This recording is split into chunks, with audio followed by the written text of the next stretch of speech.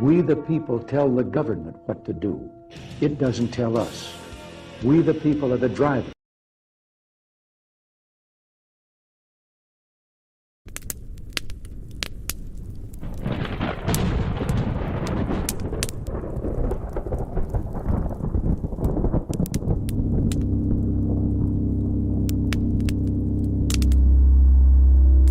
There are many people in the world who really don't understand. Freedom has many difficulties,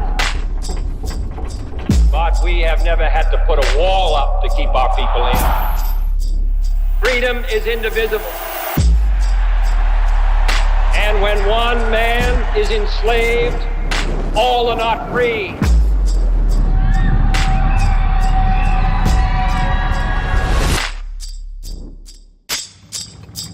Modern war has become a struggle for men's minds as well as for their bodies.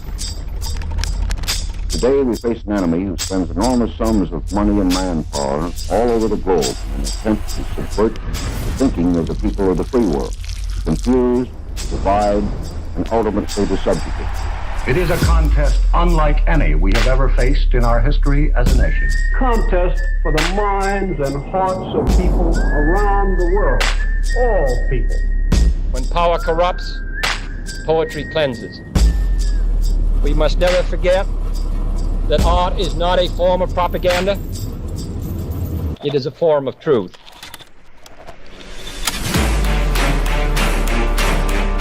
Psychologists find that control of emotion can be gained by understanding the stimulus-response pattern.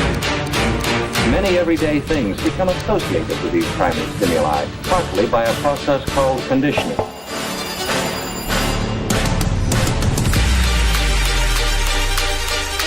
It's a strange, shadowy world. The doctored photograph, the misquotation, the insinuation, and the lie. I think of fire in connection with emotion. Cause, effect.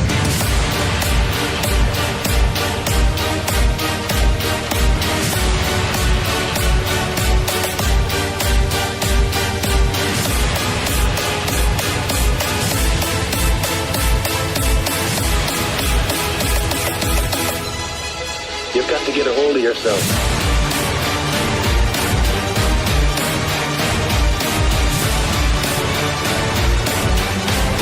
We have to work together. You have to help. We'll light our country and all who serve it, and the glow from that fire can truly light the world.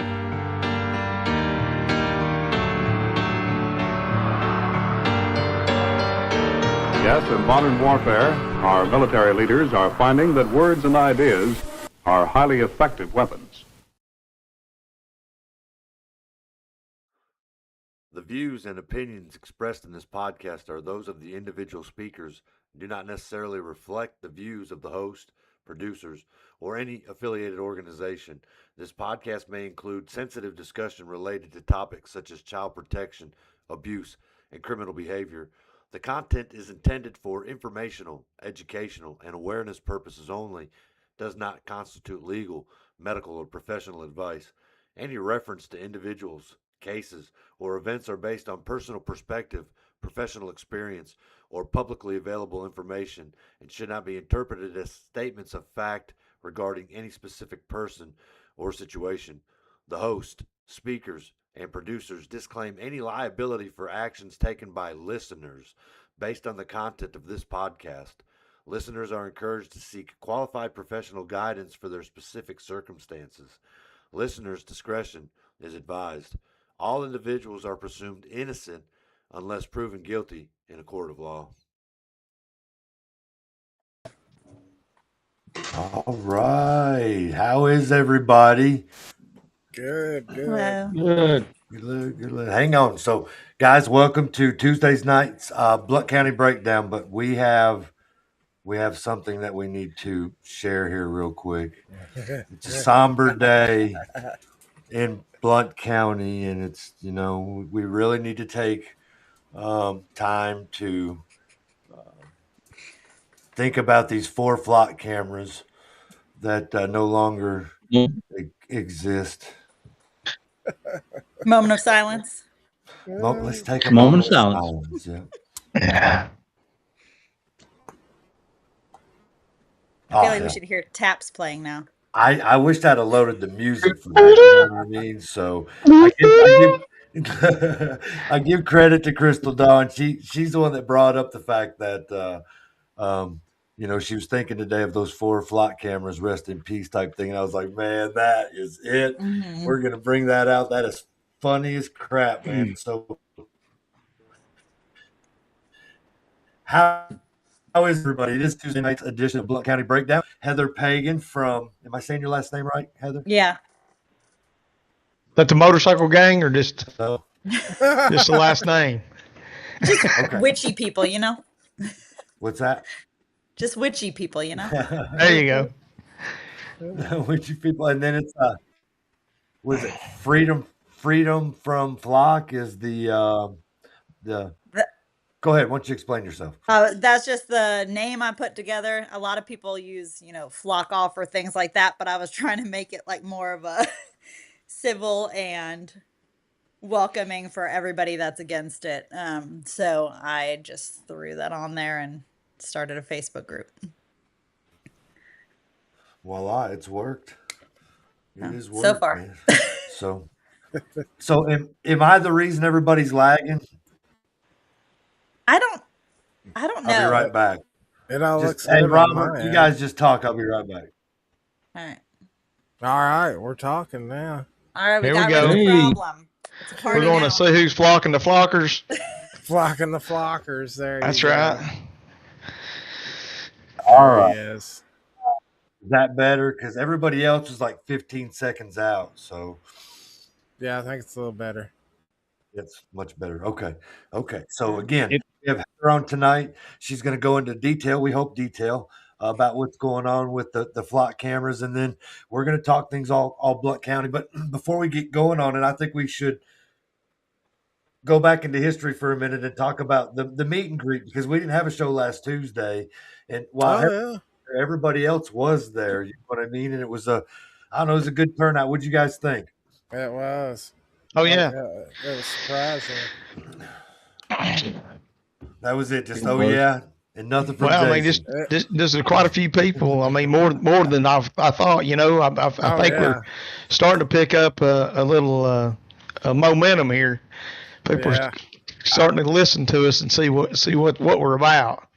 I was very surprised. Yeah. People are starting to listen to us and see what. I would agree with that. So anyway, it was a fun time. It was at Maryville Billiards. We had some some pizza and some drinks, and there was quite a few people. There was quite a few that didn't want to be involved in the pictures and shown publicly, but that was fine. But probably 20, 25 maybe at the most, and we'll probably do another one, or I'll do another one here in the future, and we'll see if it turns out even better than it was before. But I appreciate everybody that showed up, and when we showed the pictures and shared them, it got a lot of following and likes and all that good stuff like that too. So also last week we didn't get to talk about the I don't know if you guys saw that the post from East Tennessee Conservative, when they posted endorsed Tony Crisp. They removed was it Henderson? Jordan Henderson? Yes. Yeah. From the preferred candidate showcase. And so I happened to find the old one that they had. I think it was like in, I don't know, a few weeks back or something like that, where they posted it and had his name on there. So this East Tennessee Conservative, they picked their group that they got, and they promoted them almost like a pack, so to speak. You know what I mean? And then so when just me being blunt and honest, those cast of characters that East Tennessee Conservatives are promoting were fine until Barong changed his choice on who he was endorsing. And when that happened, guess who got removed from that preferred candidate showcase list, which was Jordan Henderson, right? So when that happened, I posted both pictures and said that, apparently that the war room meetings didn't work out for Jordan Henderson this go around because they removed him, because I had created an op-ed where it talked about cross districting, I don't know, commissioners doing that in other districts where they were reaching out to people that were running in these districts, and they were picking the ones that they liked, and the ones that they liked, they were helping promote. And what it did was it either weakened the pool of candidates or it removed them, or, and then we all know what happened after that. You know what I mean? Just that whole rabbit hole that it went down. So when I wrote that, then it wasn't a day later, this came out, and it went into detail about how it wasn't illegal, probably wasn't ethical, and what it did was is it diluted the candidate pool base in all of the other districts to just some of these individuals. And long and behold, East Tennessee Conservatives comes out with that. They remove him. They don't put anybody in his place as a preferred candidate showcase. And when I posted that, we must have hit the nail on the head, because I got a personal text message from a commissioner asking me if I was having fun, and then sent me a picture of my public records of, whatever trouble I may or may not have been in, and wanted to know why I was laughing, because that's a form of intimidation. And I'm not going to be intimidated by it. We created Caught Up. I created the show and the podcast Caught Up in the very beginning to talk about the things in the government. And when Robert approached me about the Blount County stuff, we've done a fantastic job of creating a really good dialogue, good conversation about the things that are going on in the community, and exposing these commissioners. Now we've exposed them on Alcoa's commission. I'm going to do the same thing with the city of Maryville and the Blount County Commission and all those people that are involved in them boards. And not that these people are bad people, but it's our job as citizens to make sure that they're doing what they're supposed to be doing in our districts. And that's why they were voted in. And you can see it's as a group, as a whole, no matter which district or which county or which government, whether it's city or county, they are not listening to anybody that's elected them in. That's it. They're not. Well, I'll tell you this. I think I saw somebody post something that said that, there's a great number of people that come and protest things at the courthouse during the meetings. If there's something with the purchase of the property, the PPE, there's 150 or 200 people, show up religiously to speak out against that. And somebody said that, well, you got to listen to the 90% silent majority. Well, that 90% are the ones that go vote religiously for them to be where they're at, if that makes sense. Yes. So us that go in there and say, hey, we're not for this, we don't want this, we're that 10% that speak out against it. Well, they're not going to listen to the 10% because the 10% didn't elect them, the 90% did. You see what I'm saying? Right. Yes. Yes. So basically, when we go out there and speak out, the people that show up, I feel like, that speak against something should be the ones you're listening to, not the people that don't show up. Right. Okay, yeah, they showed up to vote, and that's fine. But when you come up to protest or speak out against something, those people are there for a reason. Those are the people you need to be listening to. Mm-hmm. If the other people were all for it, then bring your ass down to the commission meeting and speak for it. Right. Tell us how good it is. Yeah, tell us what the benefits are for everything that we're getting for this $13 million we're spending. And so if we go back to talk about the districts that intertwine with the city, that run into the community or the county, they're sort of in the city, the people in the city, those are what, there should be 6-7 yes votes. Everybody that's a county commissioner should be a no vote. Absolute 100%. There should not be a yes vote. Not a Ron French whose ass is on his way out the door. See you later, dude. Yeah. That was your day of reckoning right there. Mike Akert, I don't care about your feelings and your mom. You disingenuized, or whatever fancy word you want to do, all your constituents based on the fact of your personal feelings. You know what I mean? And when we talk about these overcrowding and this, that, and the other that they run on, and these cluster developments and this, that, and the other. So we got Ron French that did didn't like what we said. They got Mike Edgar that didn't like what he said. He basically said Kevin called him a basher, Kevin J. McNeil. And you see his articles now. Kevin Basher, McNeil, love that he did that. You know what I mean? And so, and then now we got, when we asked Misty and Nick Bright about the overgrowth and the cluster developments in their district, they have the highest 6 and 7 of all the growth that's going on in the community, and you got almost 1,000 new basically homes that are coming up, multifamily dwellings that are going in. And so when you ask them guys these questions, then you get you don't get the answers. You get these smart ass answers. How is your record doing, or how is your ankle monitor, on your leg feeling, this, that, and the other, and versus answering the question. And so when we as a group, this program as a group, because we're over top of them, we're exposing what they're doing. We're getting it out there. It's not fake. They can't get out there. They won't come on this show and talk like what you just said, Alan, there at the meetings. They won't come on here and say, Brian, what you're saying is not true, because it's true. Well, so my thing on that is, and I'm going to go back to the purchase of the South Plant, the property there. Right. They're up there telling everybody we won't be able to control what goes there. Well, that's bullshit, because they make the rules. They can decide what goes there and what doesn't go there. But their whole, speaking of, can't control what goes on that property, then why are we not, as a county, going out here and buying up all this farmland and controlling D.R. Horton or Smithville? We don't have any control on those people. So we don't have any control of what's going on this property. So why are we not, as a county, going out here and buying up all this farmland and utilizing it? If we're all about controlling something, why aren't we controlling all of it? Right. That's right. Let's buy every damn bit of it.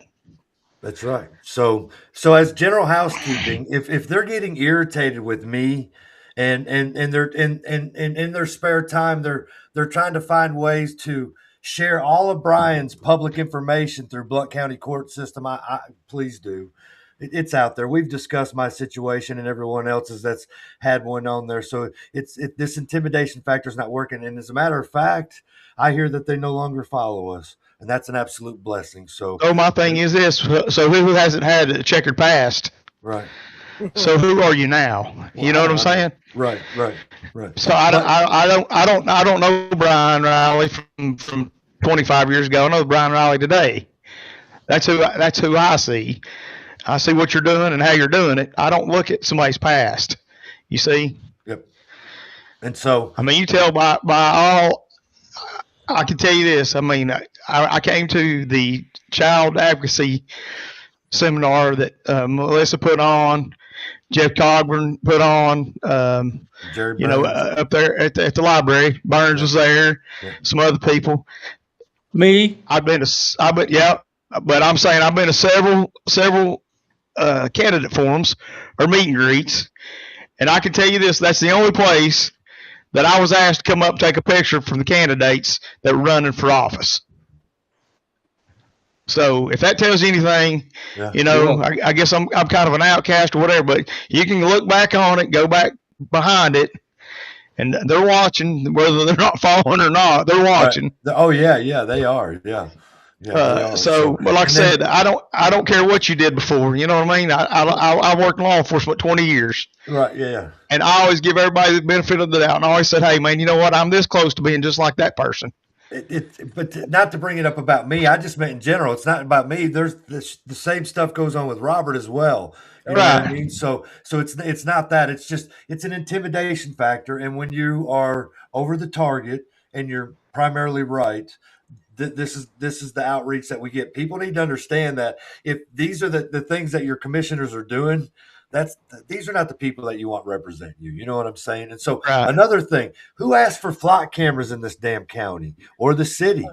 Huh? I did. Oh, did you? I did. Did you? So it's got to be a part of these budgets that are being passed by the commission, right? Where they're buying up these flock cameras. And I mean, who better to talk about flock cameras than Heather? Because Scrappy Dog talked about shooting a drone in his house the other day, and we was trying to keep it specific to a flock camera in the middle of the city. And so we thought what better way to get things in order than to bring Heather on So Heather, why don't you roll with this, man? All right, I'll try to pick up right there. I'm not a really good public speaker, but so our flock cameras are here because of the sheriff and the chief of police, so Crisp and Barong. They have full say in it. The commissioners can approve the budget, but it's only like a new budget, right? So they did approve an additional budget to extend our flock contract to get a better deal through 2028. Really? But besides that, yeah, but that was to like lock in the deal that Flock was like pitching to them. But the sheriff really has the total say in this, which is insane to me. But I'm not sure how that works, or if so. I was told that they got a grant for the first purchase in the county. But I haven't seen that grant. I tried to ask where that grant came from. If there was like, can I see the receipt? Can I see where the money came from? I have the receipt for Flock, but that's it. I've been denied a lot of the things, and I don't know that I'm wording it correctly because I'm just a nobody, but I've tried to get the audit logs to see like if they're checking on their own people. I can't get those. I don't know how to get a hold of those or if I'm wording that inappropriately, but ultimately we have about, I think someone said 47. I don't know the exact number right now, but there's about 15 in the county. I have the contract, and then there's like 30 or so. So I did a public records, look at the comments, a public records request through Maryville City, through the state of Tennessee, and I've done them through the police. The Blount County and Maryville police force has like their own little website you can request through. So I've done that. I'm now at my limit where they're like, oh, we're going to charge you. So of course. Charge you for what? For using excess time for requests. It's public record. Yeah. Yes. So after so long, I think I can go again after like so many days, but it is interesting to me that like this should be like a service to the people, no matter what. Like you give them whatever they ask because it should be all public record. Exactly. I also tried to get my own flock, I guess license plate. It's not really a license plate, but I tried to get my whole vehicle fingerprint tag, and I asked for that, and I was promptly replied with that. And there's actually in 2021, Tennessee passed a code that they can't disclose any ALPR information to the public in that regard, which is probably like, right? Like, okay, so I can't request it on this person and get theirs, right. But I feel like I should be able to get my own. I was like, here's my license. Here's my, here's all my stuff. This is my vehicle. I want to see. But I'm I guarantee you could with a lawyer. You'd have to get a lawyer. So yeah. we have a pretty good group of people that help us out, and like on Facebook, Shannon Kirkland says she would be more than happy to help you request any information that you may need. And by the way, we got James Heath, Shannon's in there. I don't know. Can you guys see the Facebook stuff? Robert probably does. Yeah. Anyway, let's see who else is in there. So I'll have to do that because maybe I'm wording it poorly. But a really good resource is MaryvillePrivacy.org. There's this group that has been doing a ton of research, and they have collected, I'm sure they've dumped money into it, but they've collected a ton of information and emails and data, way more than I've been able to get so far. So MaryvillePrivacy.org is a great resource for this. So I'll throw that out there, but I will have to take you up on that. Maybe it's my wording. I've tried a few things. I've tried to Shannon Google Kirkland's really good with the public requests. Mm-hmm. Okay. Yeah. Good to know. Thank you. Yeah. So what else have you been seeing about? Go ahead, Alan. I was going to ask if she knows, or has she requested any information on who has the final audit besides the sheriff's office or the City of Maryville Police Department? Because I saw a story based out of Franklin, Tennessee, that there's no liability or accountability on the people from Flock that gather this information. So I think Kevin McNeil put something on there about some government were exempt. So Well, I don't they're know not how they go in there and just erase that tag or just take it out of the system. And so how do you know anything about that or how that works? So Maryville Privacy is the one that found that out and has those documents. I don't know how that works. It seems like nobody knows how that works and nobody will answer how that works. I'm curious how many there are in a national level of, you know, ghost plates or people exempt.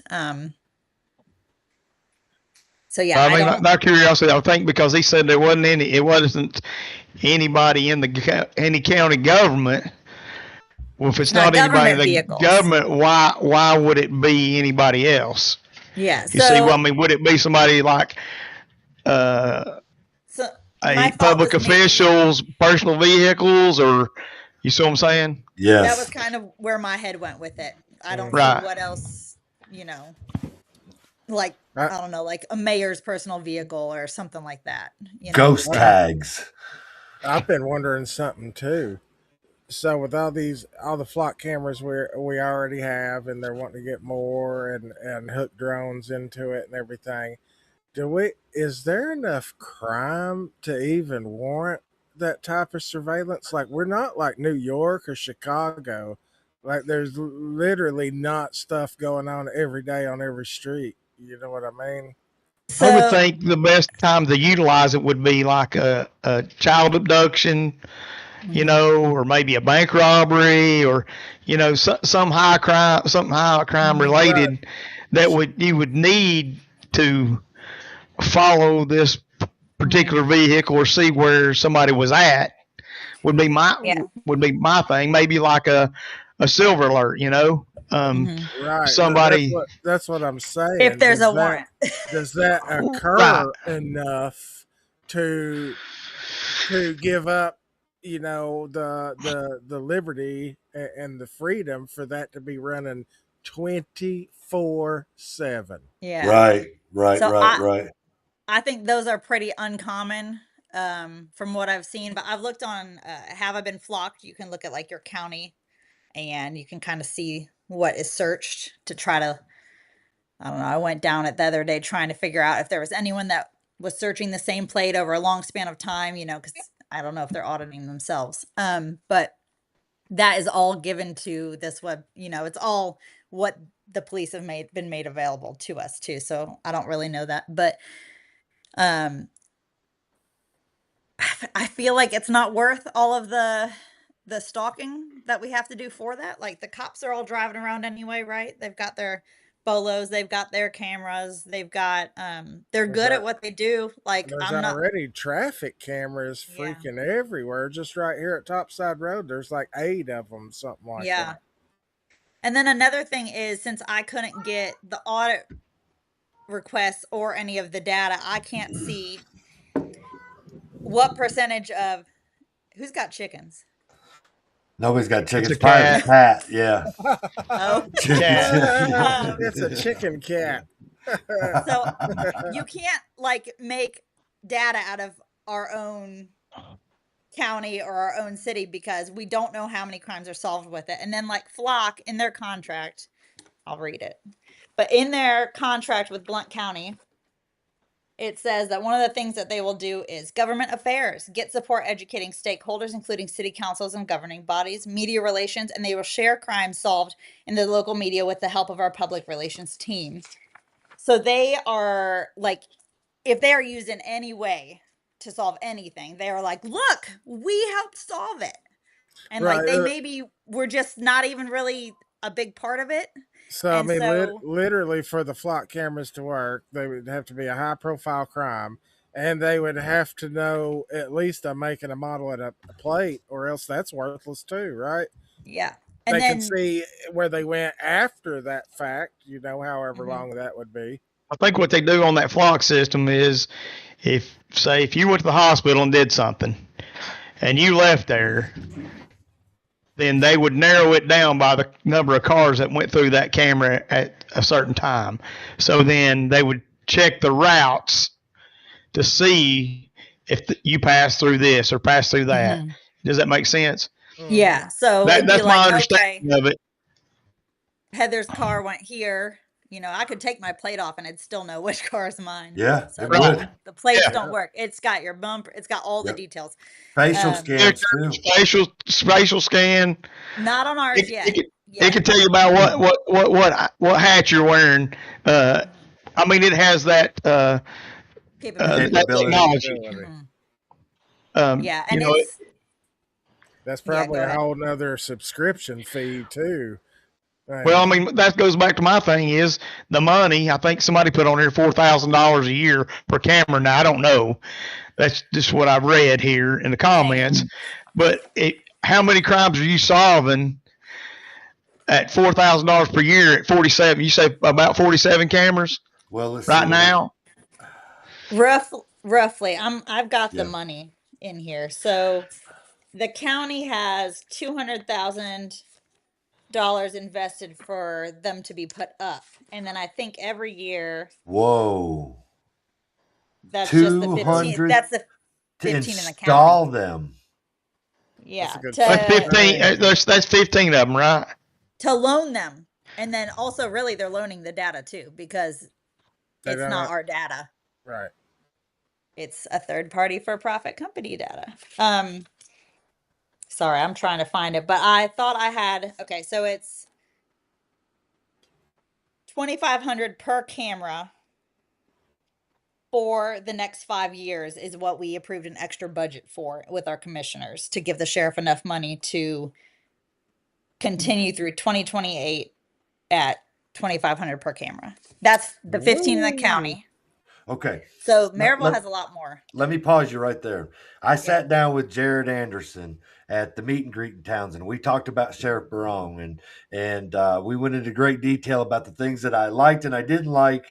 And I asked him, is the commission, not this budget, but if we basically it was over Joseph Dalton, the all that went down, right? And so since we know that they didn't do their due diligence next year in their budget, can we not remove some of these budgetary items that they want, which I didn't realize flock cameras was a part of that. Mostly it was their overwhelming amount of toys that they have for a county that has really low crime rates whatsoever, and we've done the statistics that came from the U.S. Census Bureau. We've done it on this show where they're like in the 49%. They fail every 10 years, Blount County Sheriff's Department does, and the crime doesn't match the amount of money that they get each and every year. So I asked Jared Anderson, can the commission remove those the following year, not give them that stuff to let them know that the community is not on board with some of the things that are going on? And he said, absolutely. But do you think any of that will happen? So you know what's funny? So I know Jared's really busy, but I actually called him to ask about this before I ever started anything because I was like, he'd be a good guy to ask. Right. What the next step would be to push pressure on this. But he's busy. I didn't hear back. And I left the voicemail. So, I was really excited when you said you got to talk to him about it. Well, I sat down with him, I went there to one of their meet and greets and met Roy and Misty Dawn Davis was there. I met Farrah Deck there. And then him, and he sat down with me for about 30 minutes. We were the last two there, you know what I mean? Because I made the big deal that there was no one qualified to run for mayor, and they had heard about it. And so he wanted to know my issues. And I thought that the overreaching power of the sheriff's department was too much and too big based on my own personal issues, which is what they're trying to share publicly. But, and can we remove some of these things by taking some of that budget from them? And he said, yeah, but that's never going to happen. You know what I mean? It's not, the commission is not going to remove any of that. I think they're going to rubber stamp anything that he asks for, including the cameras. That amazes me. It's $200,000 to install them things. I guess that's all the data wires. And here's what I have on. It says local law enforcement. Obviously you went over Blount, Maryville, Alcoa, private entities. Not that it may be here, but it could be coming. It is in some states and some neighborhoods, HOAs and neighborhoods, commercial businesses, and the shared data link. This claims it's in our community. Private camera owners can opt into sharing agreements, giving Blount County Sheriff's Office and Maryville police department direct access to their private camera feeds and plate blogs, right? Or logs. And then key operational facts, data sweeps, captures license plates, vehicle color, make, model, and distinguishing features, stickers, damage, etc. Cross-checking, automated checks, runs against state and national law enforcement databases, NCIC for active warrants, stolen cars, or Amber Alerts, and interagency sharing. Participating local departments share, read data across the city, county, and regional boundaries, and that doesn't include everything that Flock offers them with their package that comes with the, someone else running it, I suppose. So real quick, the 200,000, I must not have the paper in front of me, but it might have included a couple of years of usage. So I'm going to have to double check that. I don't want to like give misinformation. So I just want to like throw that out there. Okay. What we're saying is the initial cost of each camera is $13,333.33. Where'd you get that?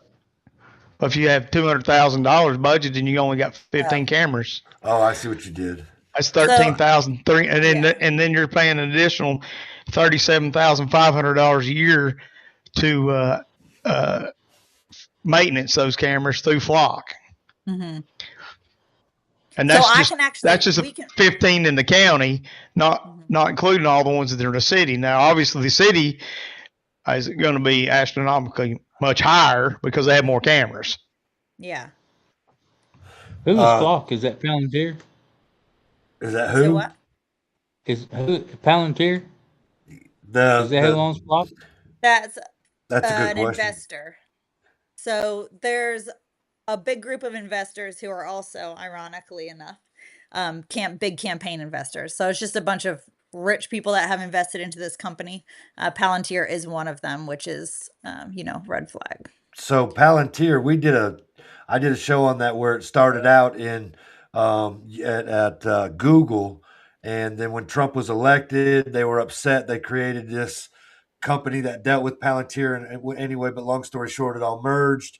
And then because it was government funded, this past over the year, Trump told them they had to do something. They didn't agree to it, so he was going to remove federal funding from it. And then he told them, never mind, it was our research anyway, since it was already federal funded with Palantir. And then you can include Anduril in that, which is a drone company that's included with Palantir anyway. It just turns into a giant, people would say conspiracy theory, but if you actually do the research, it brings you back to these federally funded giant corporations Which the grant was probably a federal grant. Right, absolutely. And why are they using taxpayer federally funded money grants to what do they call that, surveillance the very people that pay for that? And again, we can go back to the beginning. Nobody asked us about Flock cameras. No, I guarantee if it was in a commission, it was part of a budget package that nobody really laid. It wouldn't have passed.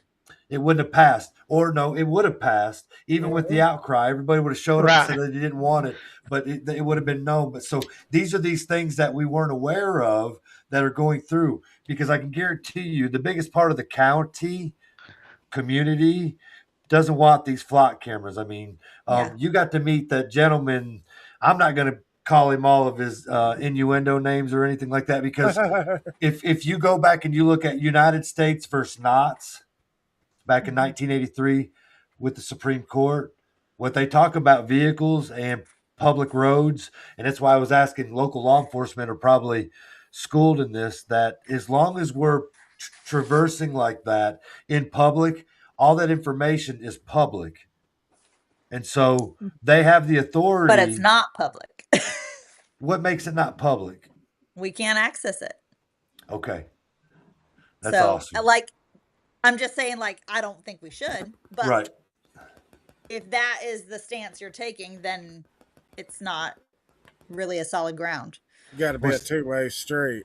Yeah. It's not my stance. It's just when I did some research, it's what I found. Because in 1984, the next case, I forget, it was something for someone else. They basically they put a tracker in this liquid in United States versus Knots, and they tracked it through public roadways on a car, and they found it wasn't against the Fourth Amendment, and they had this big bust. And then the next time they put it on this guy's personal vehicle, and they tracked him everywhere he went.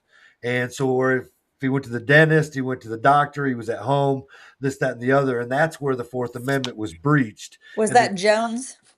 It could be. Hang on. I've got a couple of them printed out here. Jones in 2012. No, this was actually in let's see, 83 and 84. Okay. Supreme Court tracking case here. So Carpenter versus, no, that's United States. That's 2018. That's a good one for the case of Flock getting out of here. Flock getting out of here? Yeah. Carpenter, Jones, and then, of course, the one everyone's been talking about, the Chattree one. See, I don't know about it yet. I guess I didn't get into that one. That one's like real fresh. Gosh, it's not pulling it up. Oh, yeah. It does show the one from Jones for sure. I was pretty sure it showed the one from 84 because what they did was actually against. Oh, right here. States versus Cairo, 1984. Cairo, which held that tracking inside a private home, required a warrant. They just tracked him everywhere he went versus this one specific thing. But anyway, the only reason I brought it up was because I wanted to know how private with what he did, how much trouble is this man looking at getting into, right? And so it directed me to that United States versus Knott's, which it was a 9-0 thing. The court held that the government's tracking did not constitute a Fourth Amendment search and seizure and no warrant required. But it somehow or another, when they got into later on, which is the cell phone tracking thing and all of that, they interpreted or defined what was public and what was not. But you in your vehicle driving down a public road and pictures being taken of you and that kind of thing was not considered a Fourth Amendment breach per the Supreme Court. Now, I'm not saying I agree with that. I'm just saying, what's the gentleman's name that got arrested for shooting those cameras? Adam Lee. Okay, so Adam Lee. Yeah, I'm just wondering what battle he's got ahead of him, these hurdles. And if they're going to use he's innocent until proven guilty. Yeah, we're in Blount County. We're in Blount County, so they're selling cookies for $5 a piece right now. Well, they're good. Heather went there. She got a picture Tastes with like freedom. Why don't you talk about that? So I went there this morning. He was there all day today. Yeah, I saw the pictures later. I didn't know if he'd be there or not, but yeah, I was excited to see him there, and I had obviously not met him before, and I was like, I don't know, I don't know who this guy is. We'll find out. And the more I talked to him, I was like, wow, this guy's really like the real thing. Like he's legit. He really was well spoken. He really cares about the people and the rights of the people and helping people. And he said that I'm not quoting him, but he said something about like, if you can, then you have a duty to do, like kind of like George Washington, right? Like he didn't want to be president, but like someone's got to do something, right? So I was gonna pull the Eddie Murphy, man. Wasn't me. Yeah. But I don't know what he did or didn't do, I heard there was some lightning, so. Yeah, that's what I'm saying. I mean, I'm not sure how those cameras work. They spontaneously combust if they overheat. Yeah, I mean, there was lightning storms. I mean, it rained 22 days last month. I know. It's already rained 2 days this month. Yeah. So it could have malfunctioned from a water shortage, water electric, you know what I'm saying? Yeah, I drove past 3 of them shortly after because I'm always mean mugging them, and I was like, and I pulled. Say what? I was just laughing at how you said that, mean mugging and other things. But I turned around and was like, oh my gosh. Okay, that one's not going to track me. Oh, okay, that one's not going to track me. And these are all the ones closest to my house. So then I was like, oh shoot, they're going to think I did it. Right. But it was like, I'm like, oh, I can move around without being recorded. Y'all seen that story? And it was like liberating. I was like, wow, I can move within like so many miles of my house. But they already went and fixed one of them. Y'all seen that story? It wasn't around here, but they had AI implemented into the flock cameras. So it picked it like falsely accused this lady of stealing packages. On a package. Yes. Yeah. When she was really going through the neighborhood, going to work every day. Yeah. And she ended up having to prove that she didn't do it, because they totally was going to hammer her. The only thing that saved her is she had video in her own car. You see the video? They're like, we know you did it. 100%. You did it. She's like, she. Here's your criminal sentence. We'll see you in court. Yeah. Because she went through the area? Yep. Yeah, I mean, even the images that were on the flock camera, it didn't even match her. I mean, you could put the two people side by side, and they weren't even close to. I mean, everybody's got a twin, they say. She wasn't even close to being her twin. Yeah. And she's like, "It was you. I know it was you." Yep. And this detective, he's just, 100%. This is you, without doing any other research. Yeah. I mean, like I said, if he'd have just looked at the pictures, he could have said, "Hell, that ain't you," So let's go through the comments real quick. Blount County Revolution says, is the new drone Blount County Sheriff Office wants to buy part of the third-party flock, or does that footage and data stay within the Sheriff's Department? Are you aware if there are any drones? About the drone? It's been asked, yeah. There was talk about a drone in an email that I was sent a picture of. I did not get it through them, but and it was like years ago. So I think the city of Maryville's trying to buy one of those drones. I would bet they're trying to. It was talk of it could reach. They passed a resolution in the commission months back for I think $40,000 for something that's so much training and everything too. Yeah, yeah. I think they're on their way to buying a drone. Yeah, so and they're going to send somebody there for so long to train them, show them how to use it. I saw that somewhere. Two of them, Also, so I saw that they wanted to be able to reach Friendsville, and like we talked about this a little bit the other night, Brian and I. But I can see if there's like something crazy happening, and you don't want your officers to get shot, and like playing devil's advocate, right? So sending the drone first, but then you've got the practicing. How often is it going to get flown? What reasons? And I feel like we're way too lax with that already with all of the surveillance. And so I'd be, maybe we should add that to what we're pushing, Yeah. And I do know if they're using them for like search and rescue. So I'm kind of like into drones too. And I know some of those, just the camera systems on them things, that could be half of the cost right there. If you've got thermal imaging and grid layout, stuff like that.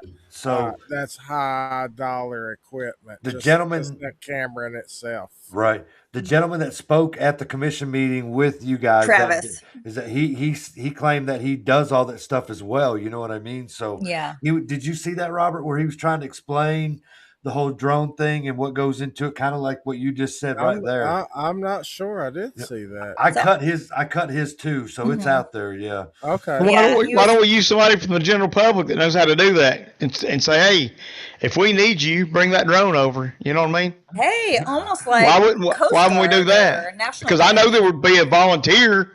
Right. Would want to come in and demonstrate their skills. Say, hey, man, that guy's behind that building. He's got a gun. You can see it. You know what I mean? So, I don't think it'd be Daryl, you.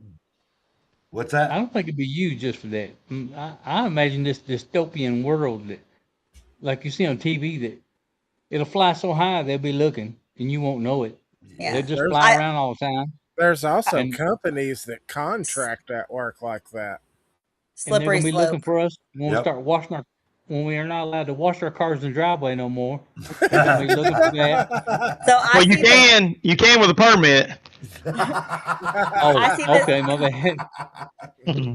I see this comment down here, Ethan, about Lindsay Isaac spending time in jail. And I just wanted to also mention there was a grandma from Tennessee that was wrongly put in jail for 108 days because they thought that she committed some crime that she wasn't even around for.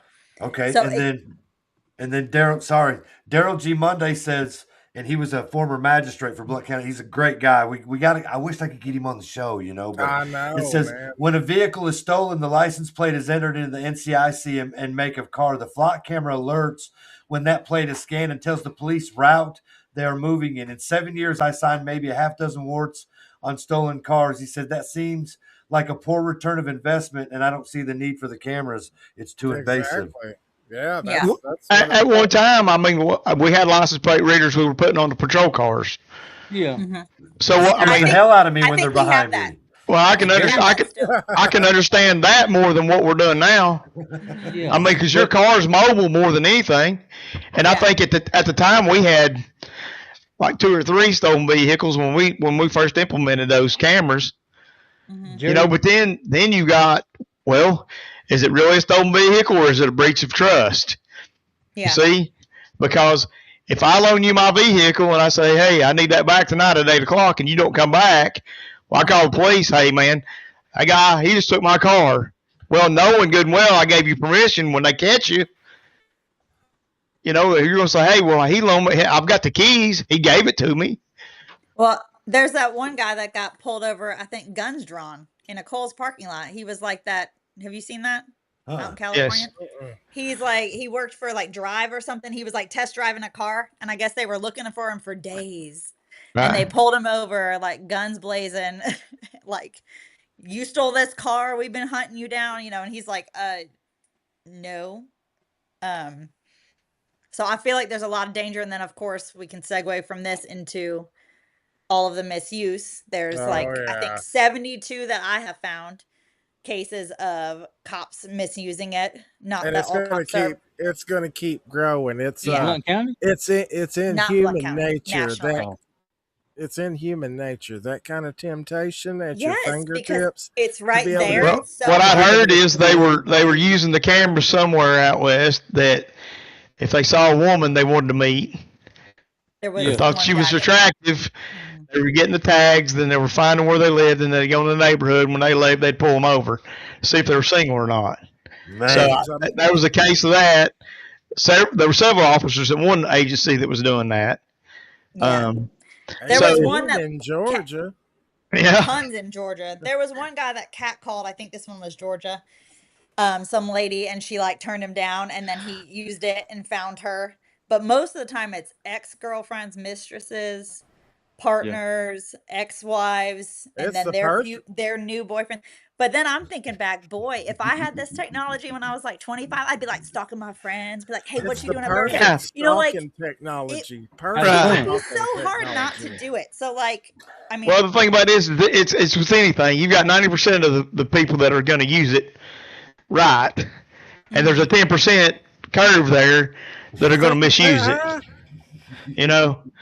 So How long was, do what? how More long, like 50, how long was 50, Jerry a maybe policeman? 60, I'm sorry. 40. How long was Jerry a police officer? I don't know. He told me he just used his one time the whole time he was an officer. What's so that we've like? had him for a while. Yeah. He used what one time? 2020. The flock cameras or the tag readers? I The guess the flock. tag readers, Like- you said it was a stolen car. The They tag call readers were mounted on the car, so if you were driving through town or something, or a parking lot, they would just start clicking and gathering all the tags in that parking lot, and they would send it to a database, and it would hit. And then, of course, when it hit, everybody in the in-car computer would get a notification that your computer would go off, and it would show a hit on a stolen vehicle, and it'd tell that vehicle, make, model, and where it was from. So What was it you we had to started using log tag into? readers. Do what now? What was it you had to log into?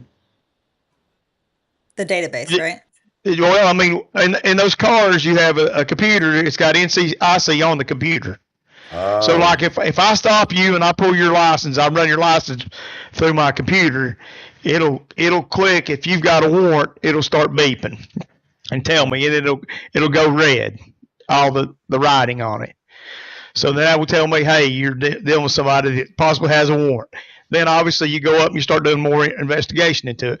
There's a lot of times, man, those NCIC would hit on something and it wouldn't be that person. It would be, they would be totally opposite of who you were looking for or who that NCIC hit came back on. But like I said, you would have to go up and investigate and talk to those people and see, just a little detective work as a patrolman. I mean, basically, and you could tell, if somebody's lying to you or not.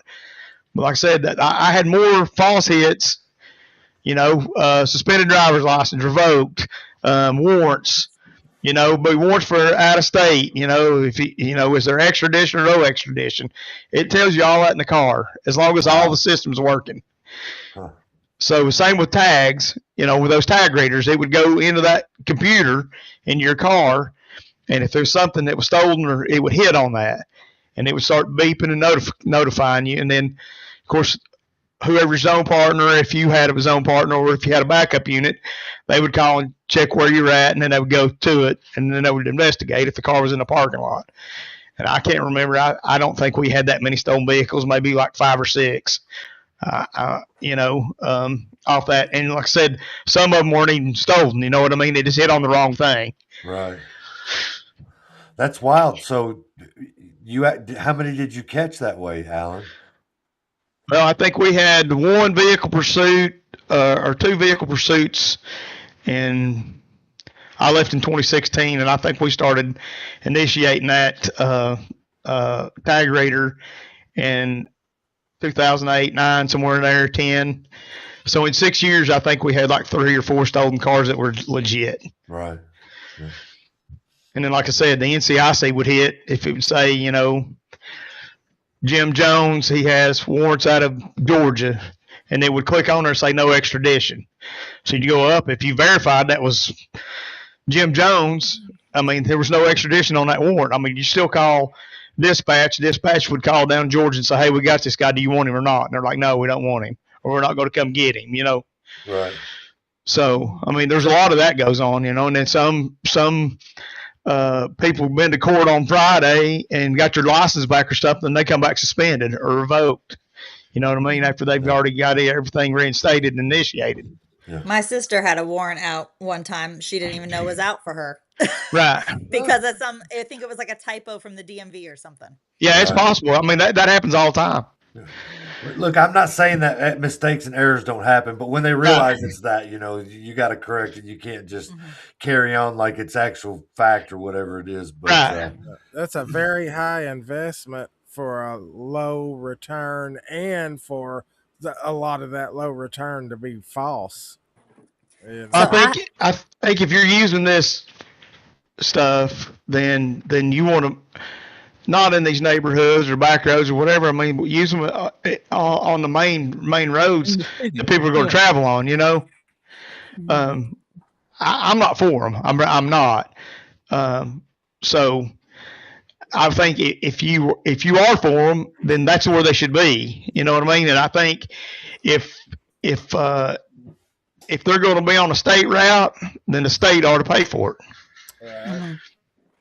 I mean, the THP ought to pay for it, and if they want to share their data with the city of Maryville and Alcoa and Blount County, then that's what they should do. And I don't think we should be paying for monitoring state roads. So I can buy a flock camera and put it in my front yard. Yeah. And then HOA can buy one, and all the businesses can buy one, and then you select to share it. Yeah. Wherever you want. Yeah, they're only. Well, they've got a thing now that you can get with your local law enforcement agency and share your ring footage. Yeah. Yeah. If you've got a ring. So they can log into my ring camera if I allowed that. The same with if I had monitor cameras, which I do, because I've got a lot of expensive equipment, So, but I could give them those logins, and they could log into that and watch and of course I live on a one-way road anyway, but if they wanted to monitor that, they could. Mm-hmm. No, thank you. But why not just wait until they need it, and then they come say, hey, we had something happen here. Can you let us know have it on camera? And that's what they did when they had that hit and run down on Old Niles Ferry, where that lady, tragically lost her life. Yeah. And so they're like, hey, man, if anybody's got any ring footage, well, yeah, I mean, if I've got it, then I'll share it with you. But I don't want you logging into my stuff when I'm not there looking through all my stuff, you know. So let's go back to the beginning. Why not tell the public that this is what they're wanting to do? Why get it in a budget passed through the commission and then do this and then play what do they call that damage control over what happens once it starts becoming part of public knowledge and the talk? You know what I mean? Do you imagine seems like that's the trend. You know, it's easier to ask for forgiveness than permission. It's easier to ask for forgiveness. Yeah. Well, let's go back to the 2-year assessment. Let's go back to the partnership, the South plant. Let's go. Nobody came out and said, "Hey, this what we're trying to do here." Blah blah blah blah. It's always last minute. You know what I mean? Mm-hmm. One thing I feel like in regards to this is like cops have been using cameras and like the tag readers and things like this for a while. So and Flock presents themselves very appealing. So I'm sure that they saw this as like, oh, it's another security tool. This will help us get faster, get better numbers, like blah, blah, blah. And so they just kind of like put it into that category and moved on, probably not thinking about the bigger picture of the public seeing this as mass surveillance. I'm just benefit of the doubt. I just assume they probably didn't think that this would be an issue. Right. You know, so it's a whole bunch of safety what if factors. Yeah. You're on the green belt running. If we had a flock camera there and somebody snatched you, we could help make sure that the public was aware and we can catch the individual that did that to you. We're in charge of our own security. I was going to say, I was raised that there was never going to be there. As a matter of fact, anytime that I ever had a cop come to the house or over an incident, the incident was already over and he was there only to take a report. That was it. He never had any opportunity to intervene. Safety was not the issue. The damage was already done. It was taken care of. So now it was time to collect all the information to see if somebody was legally right in what they did or what they didn't do, or this, that, or the other. It's very, very seldom that, at least in our community, I'm not talking Nashville City, Memphis, that kind of like that, but Blount County, they're not ever right there when the event happens, or it's during an event, which is never. Have we had some mass casualty event in Blount County, whether it's at a hospital? The courthouse is so guarded. You'd be a dumbass to walk in there and try to do something because they're going to kill you before they get out. Before you ever get out. You know what I mean? So it's a super fortified building. And it should be that way because the public paid for that. It was never these things were never intended to be that controlling over the mass public, that was coming in. So in a sense, they're creating the issue, and like with everything else that goes on in this county, and they're justifying it by saying, well, we got this, but that's why, we got all these cameras in place, and we got, this humongous budget that we're, that we're doing, and it's all justified based on this, and there is none of this. But then you have a small group, 15,000 people out there, that believe that this is all for their well-being and safety. Mm-hmm. And so they make, because elections are here, right? We're back into elections again. The primaries are over. This is show 19. Look how many different things have come across this show in 19 different shows. Like Alan went back all the way back to the property assessment, this, that, and the other. It's not hard to make a podcast to talk about what's going on in the community because our elected officials make this possible for us. You know what I'm saying? So they don't come out and tell us about it. Now there's a problem. Now you got this backlash. You got a group of people saying, I don't understand. It's all for our safety. What about child protection? What about kidnapping, rape, this, that, and the other? Again, in this community, it's hardly a percent. It also doesn't prevent any of that. True. So it just helps the outcome. Slightly speeds up the outcome. Maybe. Yeah. Well, their thing is it's better to have it and not need it than need it and not have it. Right. Right. That's not worth giving up. That's the theory. You know what I mean? So Daryl says that the reason the public's not informed or asked is because the real input is because no one in local government knows the word what transparency means. And I think we do a fantastic job about making them transparent. They don't like it. You know what I'm saying? Well, the problem is like I said earlier, you've got 200 people that go up there and speak out against it, and you've got the other, 13,900 people that voted for this that don't give a shit. I think people don't know what they're voting for. Well, I mean, that's a thing, though. I mean, you've got this group of people that vote, and they don't do any research. They just call so-and-so. Oh, this is who you need to vote for. Call this person. Oh, this is who you need to vote for. You see what I'm saying? So they've got their religious voters, their group, and like I said, when you've got 5,200 people that have done research and have an open mind that vote opposite, you see what I'm saying? But they still got the religious voters that call whoever and say, this is who we're going to vote for, this is who we're going for, this is who we want. Then, like I said, that's the 90%. And so the 5,200 of us that voted opposite of what they did are speaking out against us. Well, we're the minority. Right. Mm-hmm. So when it doesn't, I guess what I'm saying is to them, it doesn't matter what we say because they still got 9,000 people that's going to vote them in. Right. Yeah. Mm-hmm. Yeah. And again, elections are important right now. I mean, how many people debated from the primaries to where we are now, where they sat down and actually debated? They talked about the issues at the county, what's important to the county, not important to them. You know what I mean? There wasn't a space. I mean, there was a couple times they got together. I think was, I don't know, did Crisp and Henderson get together for an East Tennessee conservative thing? I could be wrong. I don't know. I'm just throwing that out there. I don't think so. They may have. I don't know. But that goes back to look at your governor race right now. Right. John Rose, Marshall Blackburn, Monty Fritz. They won't debate. Now, Monty Fritz is 100% debatable. Right. But John Rose and Marshall Blackburn, they won't debate. No, they don't. So Monty had one set. Flock cameras. What? Yeah, I know. Monty don't want flock cameras. but the Knox County mayor right now, he's put a moratorium on them. You know what I mean? You say, hey, no more flock cameras right now. Yeah. So they got a bunch. Right. But that's what I'm saying. And so he really don't have a dog in the fight. He's out. Mm-hmm. He's just saying right now, hey, we don't need this. He said this is government overreach. But guess what? There's going to be a new mayor come in.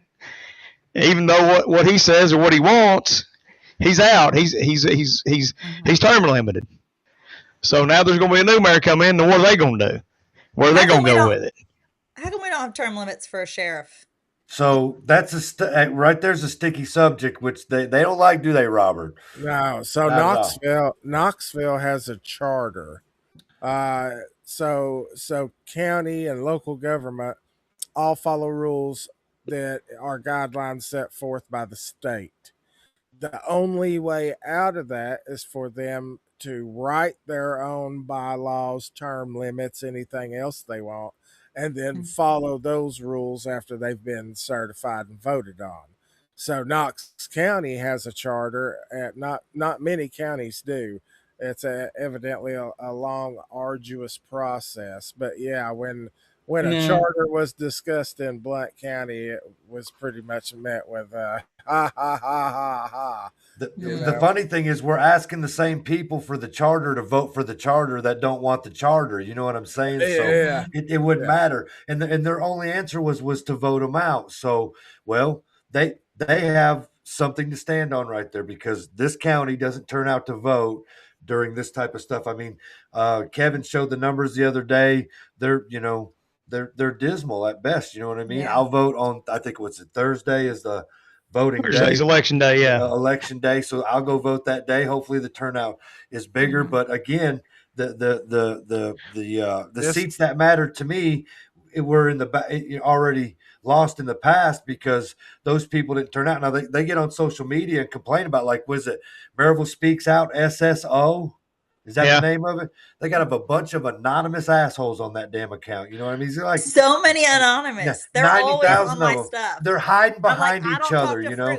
I don't talk to animals. You know what I mean? So I mean, it makes no sense. But they're on there saying blah blah blah. This, that, and the other, and then they're not showing up to vote. You know, we know what the voter roll is here in this county. I mean, we know how many registered voters are, and for that to be just a fraction of what's out there because they wait for the presidents to come. And then when you talk to people that don't vote during this time, they're just like, well, you know, I don't really trust any of them up there. Well, thanks, because we're trying to get the suckers out of there. And because you don't trust anybody up there, you don't take the time to vote or whatever. You know what I mean? And so we asked them about term limits. They absolutely hated us for that.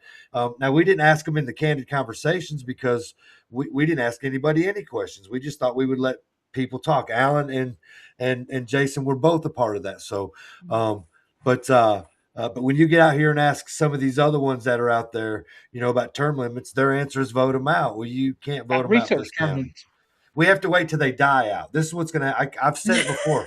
I feel like Moses walking in the land 40 years, waiting for all those old shits to die out so that, but again, the old shits are telling the truth. Nobody gets out and votes. So as long as they're the ones that are voting, well, then this is what we got. You know what I mean? So that's how we got a sheriff that's been in. There's 96,000 registered voters in Watt County at minimum. 96,000. And then you got 12,000 people show up to vote. That's it, man. So 12,000 people out of 96,000. Right. You're never going to have anybody leave. Never. You know what I mean? You're never going to vote anybody out. If anybody's listening and needs a ride to vote, I will take you. I will pick you up and I will take you. You don't even have to tell me who you vote for. Heather, they made it so easy. They give you a whole month of early voting. They put everywhere. I mean, they put everywhere. You can go to the damn bathroom in the Starbucks and vote, you know, during the month of early voting. You know, and I'm just being sarcastic. It's not, you know, versus the day of, you know. I heard somebody, it's so inconvenient. They make it on one day. Well, guess what? They made it so inconvenient, convenient for you.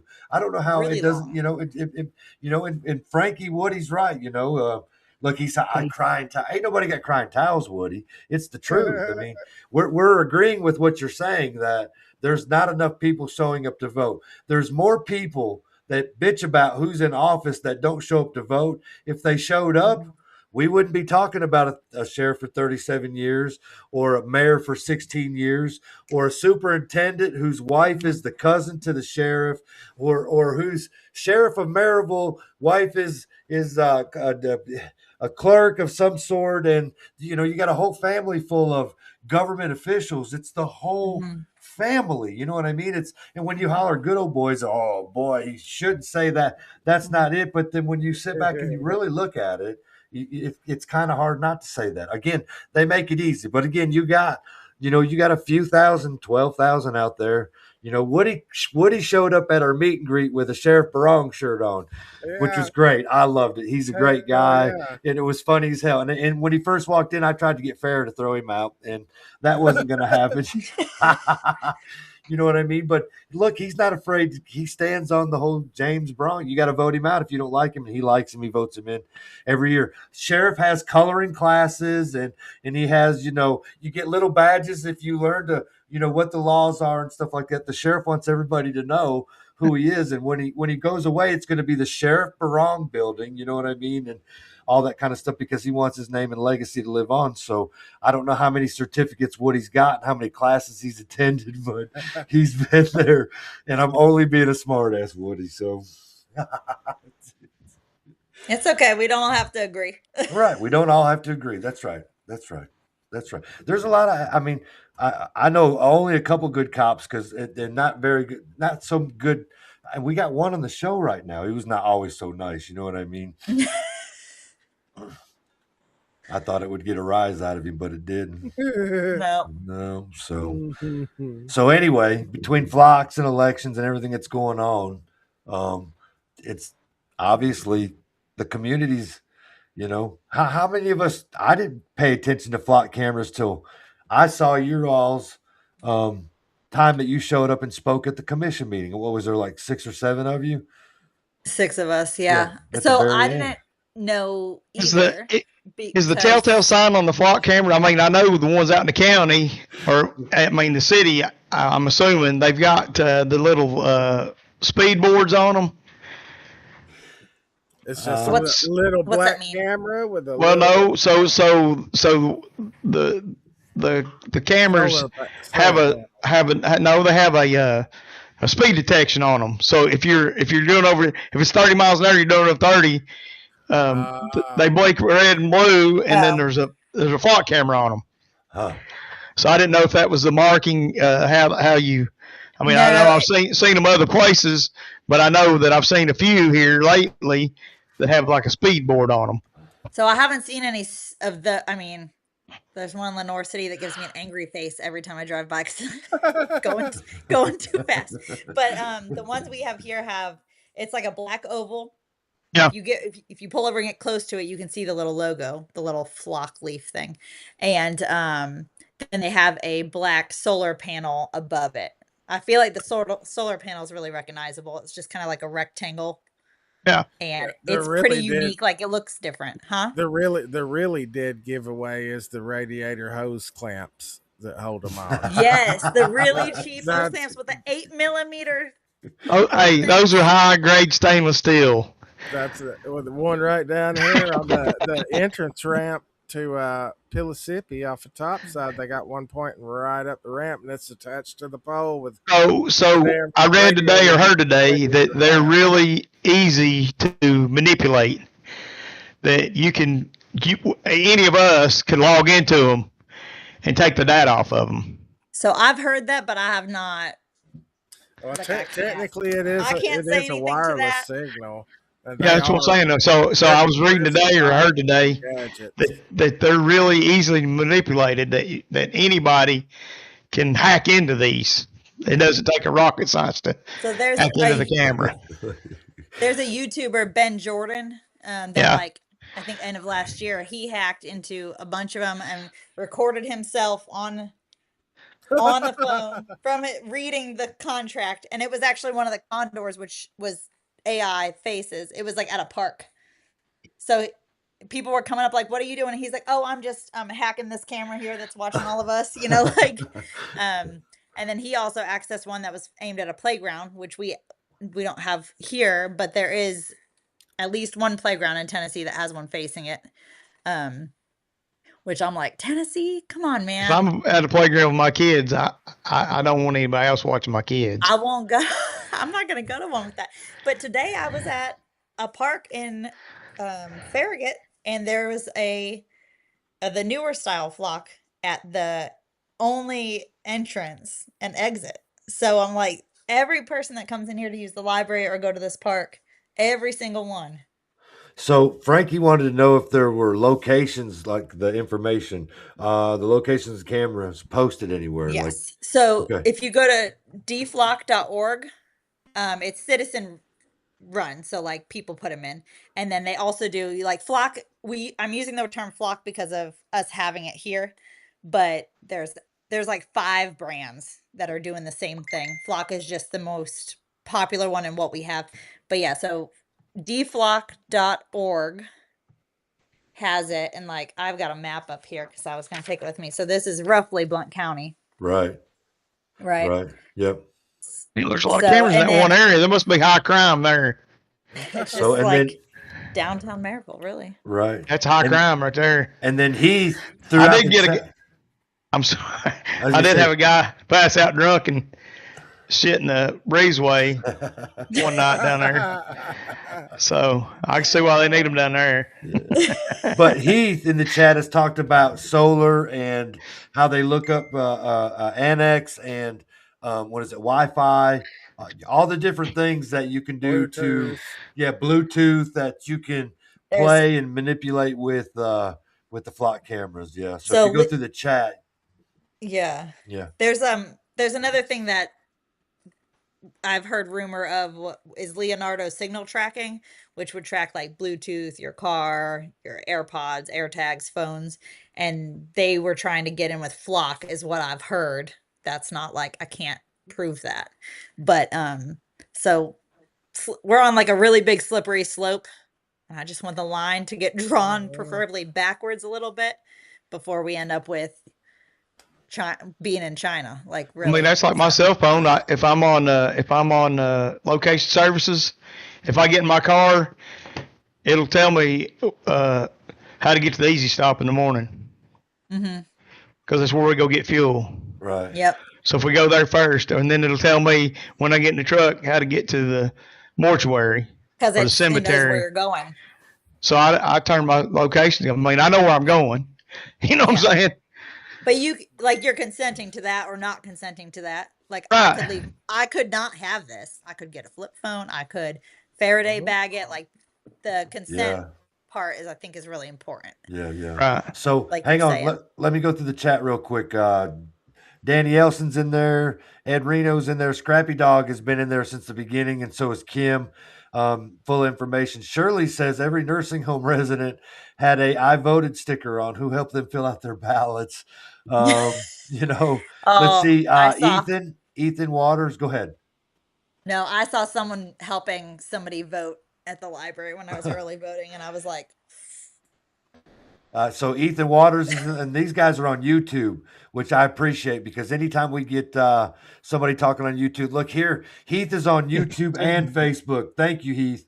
That's much appreciated, because anytime you let one of them just play in the background, all it does is make things better for us. Also, I'm going to whore for likes. If you guys don't mind, hit the like button out there and whatever platform you're on, and share this content out there. Also, before we get out of here in 20 or 30 minutes, we'll make sure that Heather lets everybody know how they can follow her page. And do you tell people take pictures of them and post them, that kind of thing? I feel like that website pretty much has them all up there. Right.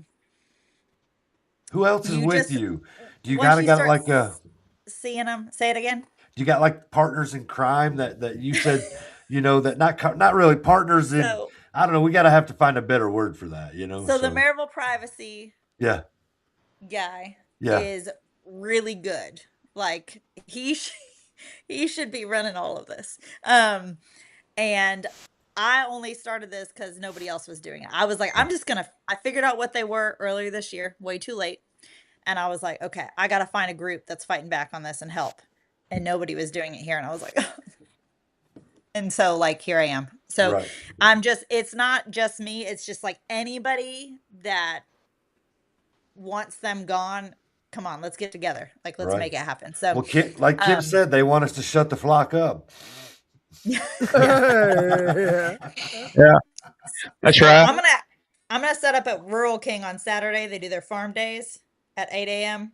So if anybody here wants to like come out and help and just like kind of get the word out, because some people still don't know about this. Like, I'll have a petition. I'll have this map, a couple other things out there. So it'll be really obvious what it's for. But if anyone wants to come out, like, and just help me run the table, like I could use some help.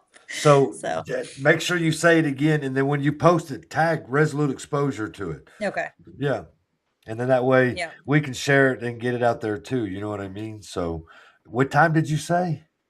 It starts at 8 a.m. I'm going to be there then, but it's just kind of like a open farmer's market. I figured I'd start there and just talk to the people, and whoever wants to come do it with me can do it with me. Very I'm not cool. trying to spearhead it alone, Yeah. So does anybody else got anything to talk about, or you still want to kick the flock down the road? Kick another camera. Pick something else. Pick another camera. Pick another. Is there more than just the one? It's I got something. Those flock cameras, they're in all the Lowe's and Home Depot parking lots. Yes. If you notice, when the all them self checkout deals, the camera's taking it's all tracking you for everything. They're right there. The camera is not even looking to see if you're stealing anything. It's just taking your face. You know what I mean? Mm-hmm. Like at the Walmart, the register, that camera, all it is looking at your face. It's not looking down. It's so weird. What is it for? I wish I knew. I don't use self checkout. Biometrics. Them things might be tracking pupil dilation and that maybe heart rate, all that stuff. See if it's elevated. You nervous as hell coming through that checkout line. And I'm lucky I ain't got no heart, so I ain't gonna get my heart rate. That's funny, Al. But I know what. But speaking of those places, Lowe's and Home Depot, you can go in there and get generators, and walk out the door. They don't stop you. Mm-hmm. So I mean, I guess that's where those cameras would come in handy in the parking lot, because they're not doing it themselves. I remember one time when I was on patrol, I was working at the sheriff's office, and there was a big bonfire right there before you get to the Mississippi College campus. And so I pulled in there because it was smoke. I mean, it was dark, and I could see the flames. So I pulled in there, and there was like 4 people, and they all took off running. Well, I caught one, and come to find out, man, they had been stealing go-karts from Tractor Supply. And they've had them for over a month, and they stole a gator from the power substation right there off of 321. TVA owned the gator. They ran out of gas, and they left it into the road. They put gas in it and drove it home. And they would never have known those. They only did an inventory once a month. Mm-hmm. So they if you go there and you take them at the first of the month, you see what I'm saying? Then nobody knew it till the end of the month they were stolen. You get a month to get away. That's crazy. That's wild. Whatever you want to do. Cool. They need their own security cameras, and they need to look at them. So he says there are a lot of Axum cameras too, AXOM. Is it? Well, AXON. Maybe, but maybe not specifically in Blount County, but maybe as a whole. Flock, Axum. Yeah, that's Axon, the next one is Axon. Yeah, it's AXON, and that's the brand that the cops have. Body cameras. Body cams. Yeah, right. So it's the same company, but they are. And that's what throws me off too, because you'd think they would use the same system because it would all interact. Does that make sense? Yeah. Mm-hmm. So your body camera and your flock camera, your recording cameras would all be that Axiom. Cohesive. Yeah. But not. So they're all different because it's several different databases. So I did this thing at church one time. It was in a little study group, and we were talking about our Food City, Kroger, cards and stuff like that. That when you walk in, and especially if you got an app that your card runs with, not a credit card, just your your discount card, and as you shop, over time, as you shop, it collects a database of the things that you like. And in your app, it'll actually let you know that you're in the store and what aisles all of your favorite stuff are at and what they're located at. And so if you use that app and you were out of town and you went into a different Kroger or whatever, it would know that you were in that Kroger, and it would tell you what aisle your favorite foods and stuff were on. It automatically does that filter and stuff like that. So it puts all of your information nice and neatly in this little file or folder, and that little file and folder gets added to all the other file and folders that are collected from all these different entities, whether you're at Lowe's, whether you're Flock Camera, whether you're going to the airport. It's called Leidos. Leidos is a X-ray scanning facility. They're all over the world. They're based out of Oak Ridge, or at least some entity of that company is. But no matter, when I flew from Knoxville to Detroit to wherever, the security system that I walked through was Leidos. Same thing. It's compacting, putting all that stuff together in this nice little fine database, and then they know enough about you to the point that they can almost tell what you're going to do, where you're going to go, what you're going to buy, how much you're going to spend on it, just based off algorithms. And I think that's what the AI data centers are for, because all the stuff on our phone, all these sites on the computer, web addresses, that's all run through servers. That's an already established thing. So they're not for that. Right. You know what I mean? Yeah. Right. Flock can keep this data perpetually in an anonymous format. Right. So I'm sure they need a lot of storage for that. And here's the thing. You got YouTube, Rumble, Facebook, TikTok. You're on all these other things. You got to verify who you are if you want to be known not as a bot, or you buy into whatever their subscription fee is to get a check mark. Well, there again, now you have that. So they just keep compiling this stuff, and then they sell that data to the highest bidder. And so when we're talking about security and surveillance and all these things, when you are the taxpayer that are funding these things and you're giving these to officials, your money to elected officials that's supposed to protect you from these very unconstitutional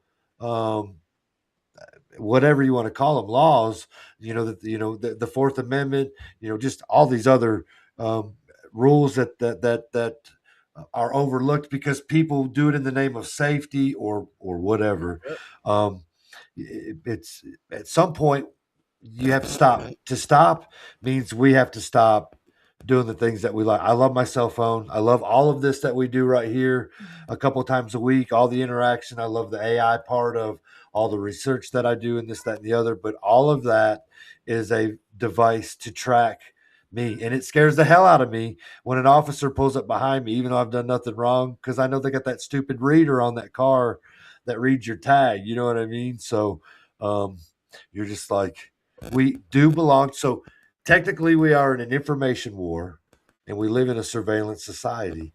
Now we belong to a community that claims it's conservative, and we're red, and it'll never happen here. And folks, it's here. Data is the new currency. The more data you have, the higher up the food chain you are. It's going to be like Bitcoin. Your data. I watched. Go ahead. Trump expanded the Patriot Act, which made all this possible. I never looked into that, but I'll have to now that you mentioned that. Yeah, you know what I mean? They did. I watched. What was it? Safer America. Safer America. Yeah, whatever. It had Sylvester Stallone, Wesley Snipes, Sandra Bullock. It was in the 90s. Demolition Man. Demolition Man. And so I watched it the other day, in its entirety again. I hadn't seen it in a long time. And they had be well moments. Nobody shook hands. They did this kind of stuff like that.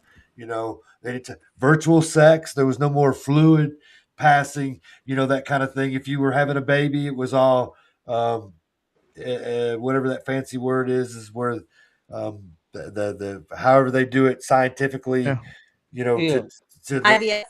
Yeah, there you go. Everywhere Is that you the one went, that Taco Bell was a fancy restaurant? Yeah, Taco Bell was there were no TVs, everything were commercials, and everywhere you went, cameras were everywhere. If you swore, you got a ticket. It was, and I thought, man, look how far it's come. Look how true that movie's almost. Have you guys seen? You've probably all seen Idiocracy too, then, right? Oh, yeah. I have not. Oh, you have to see that. You gotta watch it tonight. That's where the Crocs came from. The Crocs. Yeah. The footwear. Yeah, the people that were making the movie was needing the footwear so stupid and so ridiculous that it could never be a thing. Because that's what the whole movie's about. It's just society has gotten so dumb and so stupid. Like the Costco, you can go to the Costco and get you a stripper, or you can go take your bar exam and become a lawyer. Starbucks. Yeah. And so they was needing footwear that fit right along with that. And what do you know, dude? Crocs are like 90% of footwear. You know what I mean? They're outdoors specials now. How funny. Have you all and I looked it up just to make sure what I've heard of on the podcast. I'll see. Have y'all heard the patents that Ford has come out with that they're working on or already got? Yes. I just seen that yesterday. Lip reading. Their cameras inside the truck or vehicle. Okay. Yes. Will do lip reading, facial and iris scanning, fitness monitoring for your heart rate, and it says they'll even have cameras on the outside of them to catch other people speeding. These go in the all new 2027 models. Yeah. That's crazy. I mean, that's crazy. And the kill switch too, right? Yeah, the kill switch. Yeah, the kill switch. But see, I'm poor, so I'll never be able to buy 2027. Eventually, though, in 50 years. 50 years, I'll be dead. I'll be dead. Yeah. Hell, I'll be lucky to be here 5 more years. My kids won't be, though. They'll be here. Yeah, I get that. Well, my kid will have 99, 96, 98, 2000, 216. Yeah, he 2006, 66. Yeah. So Woody says, go ahead, Jason. They can't put one on my hover round when I need That's one. right. Woody says we don't need all these cameras. My mama doesn't like them. Mama said. That thing you got going around like it says, I like fat girls and bologna on my mama. So Heather, this is what we do. That one's going to be around for a while. So we really, we try to include the chat as much as possible, and we get so Alan's done a ton of stuff. Jason is here for pure morale purposes. Every time we do something and I go somewhere, no one asks about anybody except Jason. Man, Jason's funny. Look at the hat Jason had, or look at the rifle Jason had, or look at the cup Jason was drinking out of, or the lollipop. He had a lollipop moment. He had this big old round sucker, and during the whole show, we were near the end. Me and Robert were like, dude, you got to stop that with that thing. He was going to town on it, and so, and then when he talks, man, it's just like, wow, where did that come from? Because that was pretty damn good. You know what I'm saying? Mm-hmm. So yeah, and then we try to invite as many good people on here as. When I say good people, we've invited everybody. We vet them for the most part. You know what I mean? To make sure it doesn't matter what you believe in or whatever. We just, don't want to. You don't want the crazies on here, I guess is, you know what I'm saying? So, but yeah, we have a good group of people.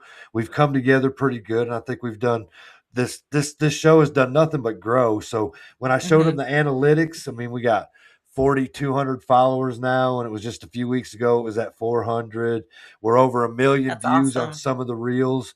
Some of the reels are over 300,000 and 400,000. You know what I'm saying? And so it's gained traction. And it's done really, really well. All of us, we all say how we feel. Nobody tries to stop the other one. So it's, it's open and it's good dialogue. You know what I'm saying? And again, the chat gets involved, and that's what makes it the best sometimes. You know what I mean? So, but yeah. It's like a commissioner meeting with better everyone than that. involved. The whole plus side of it is I may say something that nobody agrees with, but we're still going to be friends. Yeah.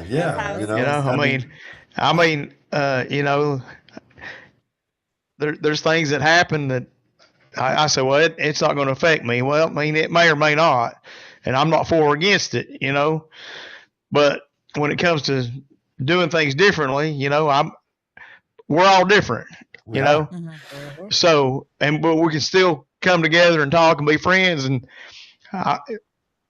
we text each other throughout the week. I called Jason several times through the week. He called me tonight, and I didn't answer because I was working late. But we talk, and I tell everybody I love them because I do. It's been nice. But I tell you, the plus side of this whole deal is how we met. I met Brian at a meet and greet in Townsend, and he asked me about coming on and just telling everybody what I was about. I was running for county clerk. And so my dad had some health issues and some things going on, man. And I do a lawn and landscape business. So my business, man, it's daylight till dark. And so we were trying to, and he made time for me. And I tell him, so whatever I need to do, I'm going to make time if I got to quit early or whatever to do this. But the plus side of this show is everybody that ran for public office in Blount County had the opportunity to come on here and tell who they are and what they're about. No ambush questions, no anything. You just talk about who you are, what you feel, and what you think, and so that's how we met. And I'm very thankful for that because I've created new friends for life out of that one Candid Conversation podcast we did. And like I said, there was no trick questions, no, hey, this is who I am, this is who I feel about it. They're not like, hey, I brought up some things and they asked questions about it, but there was no ambush questions like we were trying to trick anybody into getting them, on getting the good on them. You know what I'm saying? And so I think that's been extended to every candidate in Blount County to come on this show and tell who they are and what they're about. Yeah, I sent out a mass email. It went to a whole bunch. So yeah, you know, we were just trying to get information out the best way. Me and Robert went about it like if we didn't ask questions, we just let you guys talk. It was better that way anyhow. And man, it turned out to be a good thing.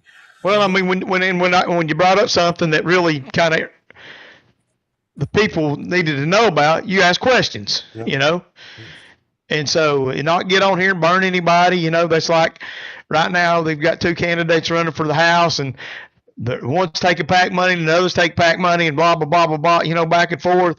I will tell you, Brian Ritchie didn't take a nickel in PAC money, but the PACs backed him. You know what I'm saying? Yeah. And I think sometimes you don't have control over who sends out flyers. Right. They just send them out.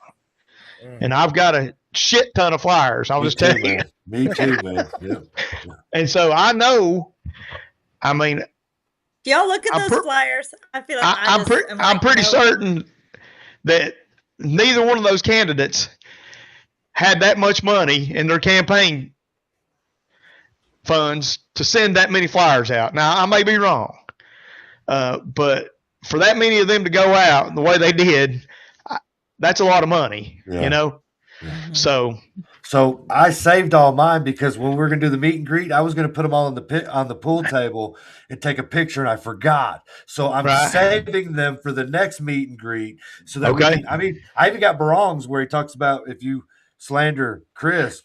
Well, I tell you, slander, there's a fine line with slander, Mr. Barong, and according to my rights, I'm allowed to talk about fitness, and there is real issues with the sheriff's fitness of all, you know, these departments. I mean, and that's not slander according to my rights. My rights are, you know. So anyway, he came out with that thing, you know, and just being funny, and so I got it. So I want to save them and take a picture of it because you're right. How much money was spent on those? How many trees were killed? You know, to be for the environment in Blount County, they sure sent out a lot of flyers. I think if I'm not mistaken, when I was going to send out flyers countywide, now this is me countywide, it was going to be right at $7,000 or more to send out mailers. Wow. And so you think about half the county. I mean, you probably split that in half. And I've got at least 10. You know what I mean? So I mean, there's $30,000 worth of flyers sent out through the county, just on each side. Yeah. So I mean, like I said, I mean that's a lot of money. I mean, they may have that much money. I don't know. I don't know who donated to them. I hadn't seen. I hadn't looked. But like I said, went in the trash today. Well, I mean, you know, like I said, I just think that a lot of times, and so I know Tony, I know Jordan, I know them both, you know. I think they're both good people, you know. I don't think that either one of them had that money, you know, so those PACs to send those flyers that they picked. They did the same way with Brian Ritchie 2 or 3 years ago, 4 years ago, I guess now. Did the same thing with him. He was, wasn't his funded from some Texas company or something? Yeah, well, I mean, they were just sending flyers out, you know what I mean? So it'd be the same as me getting on, running for county clerk, and some PAC outside of Tennessee has said, hey, I like this guy, man. We're going to start sending flyers out. So I know some people that have gone to meetings before, and they're like, hey, man, we need to get the hell out of here. You know what I'm saying? Some of these meetings out in Union County and some of these things, these PAC meetings. So they're not all for everything you're for, if that makes sense. Yes, yeah. So they kind of pick and choose, you know. I mean, it's like school vouchers. I mean, are you going to get elected because you're for school vouchers, or are you going to get elected because you're not for school vouchers? Well, school vouchers are there, you know what I mean? Mm-hmm. Now, Monty says if he's elected, he's going to nix that. You see what I'm saying? Yeah. Mm-hmm. So if you're for or against whoever goes in there, well, I mean, it's not going to kill you if you're for and they cancel it. You know what I'm saying? Right, yeah. So, I mean, I don't know. It's just, like I said, that's a lot of money, man, that I don't think, I mean, and like I said, they may have that. I don't know. I hadn't seen their campaign, but you're looking at a minimum of $4,000 to send out flyers to half the county. Yeah. And then we've had Anna Gibson on. She's in Louisville. I think it's is it Lackey? Robert Lackey Creek. Yeah, whatever. Yeah, out that way. But she has a page. Anyway, she takes on her local government there to the point where she has sued them, and she's been on the show, I don't know, 2 times, I think, right? Something like that. And she's amazing with the information that she's got when she comes out, and she brings it to them hot and heavy. She's like this super warrior out there. They do not like watching her walk through the door. I'll just tell you that. I'm picturing red hair. She got red hair. No, not red hair. No, You're like RoboCop. Yeah. She's Anna Gibson. She's really good at what she does too, as far as what she's done with the city of Louisville, because of just what she stood up for, some of the inconsistencies that she saw in local government and stuff like that. But anyway, I guess what we're trying to say is we've done a really good job of putting a good group of people together. On Thursday, I get Scrappy Dog and Heath, and they're both different. Heath is definitely different, and he's not everybody's cup of tea, but there's a lot of people that like that. You know what I'm saying? And so, well, you heard it the other night when we were all on there, trying to, talk over each other, that kind of thing. And you're going to have to get that shit fixed. But what's that?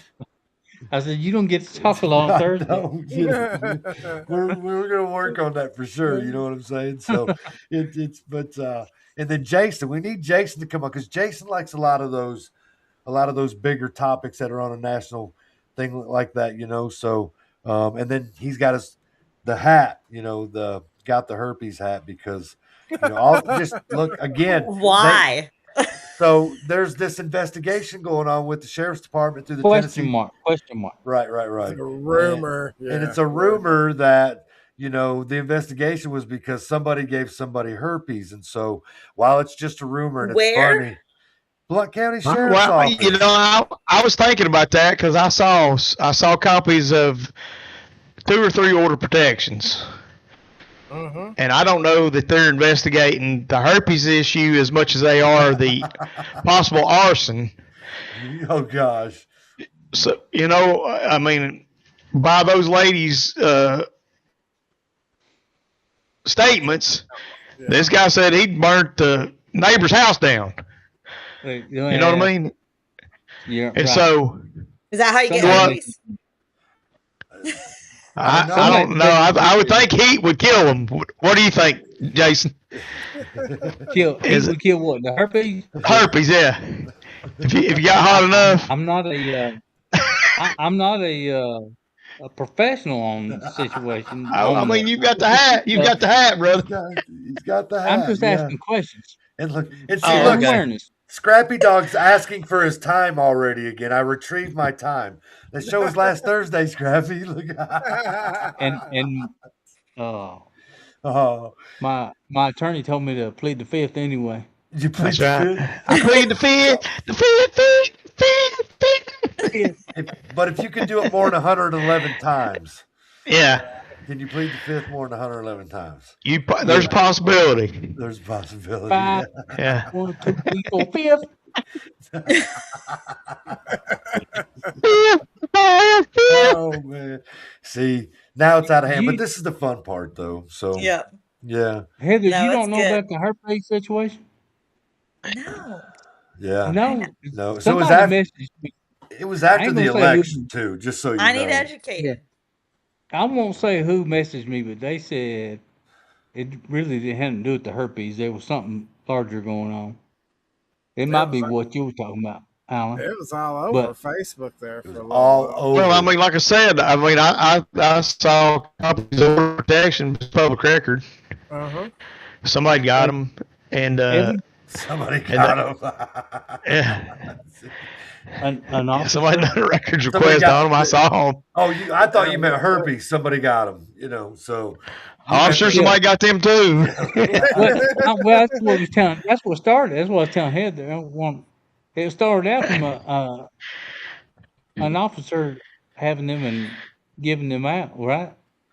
It was just a rumor. It was a rumor I didn't participate in, because I didn't want my name tagged to it or anything like that, because it was a rumor. Somebody lost their job. They were put on suspension based on an investigation that rumored out there to be a sex scandal with herpes and everything else in it. So, well, then you got certain people coming out, making sure that their name wasn't involved in it and all this other stuff like that. And the next thing we know, he pops up in an episode with a hat that says that. So we're like, oh man, Where do you even get a hat like that? I had it made. Custom made. Custom made. Yeah. He knows a hat maker.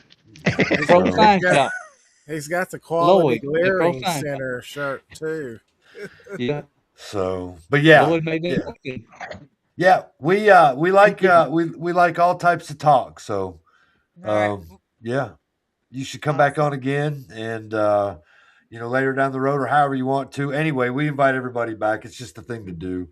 The more talk about the things that are going on, the better that it is. And when everybody's focused on a certain thing, they seem to be whatever that certain thing is. They just seem to be the person in that field, that because you're researching that part the most, you seem to know the most of that information. So, and then we have a diverse group, you know what I mean, of people. So, and most everybody's super intelligent when it comes to all that. So, and as you can see, we try to have fun with it. So we got a good following, and you're welcome to come back anytime. When Crystal's done she's pregnant, and she's got to be due any day. Wouldn't you guys agree?